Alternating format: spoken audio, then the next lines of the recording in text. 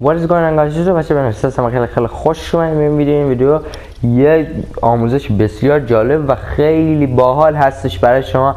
ببینید مثلا من این ماشین الان بچه گرفتم، خب این تو جا نمیشه. اگه شما همچین مشکل دارید بچه‌ها باید چند تا محله برین که این باز شه. من همه محله جی تی ای تموم کردم. خب کلا جی تی ای که شما میخواید به خاطر مرحله‌هاش واقعا باید بخرید، چون توی شهر واقعا حوصله‌ات مدت سر میره، ولی واقعا محله‌اش باحال. ببینید مثلا جای مثل اینجا ببینید یه عکس خونه، بعد روش ببینید روی انگلیسی به انگلیسی نوشته گاراژ.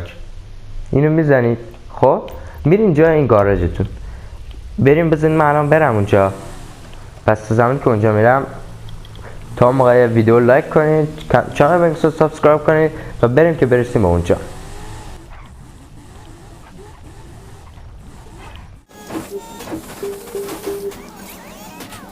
خب بچه‌ها ببینید اینجا میان، اینجا نزدیک اینجا میشید.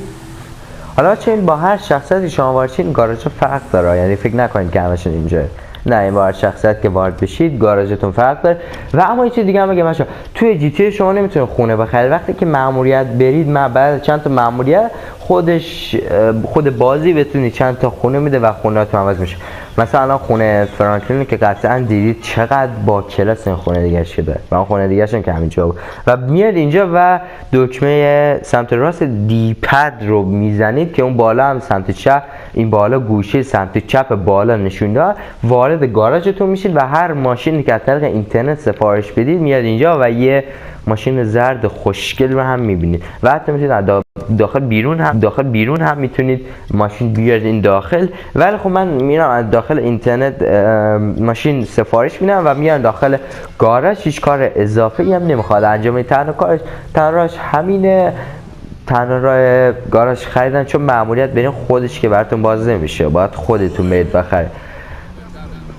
و ولدی وقتی هم که با ماشین مثلا میریم بیرون، اگه دقت کنید چیز خیلی باحال همه تعجب میکنن یا میرن حتی عکس میگیرن. و خب خیلی ممنون که ویدیو تا اینجا و تا این نقطه تماشا کردید. امیدوارم که یاد گرفته باشید. خیلی خوب و مأموریتاشو دیگه تمام کنید و برید و یه گاراژ باز کنید واسه خودتون. خیلی ممنون که تا این ویدیو تا اینجا تماشا کردید. تا یه ویدیو دیگه و یه واسه کنن گاز دیگه بدید.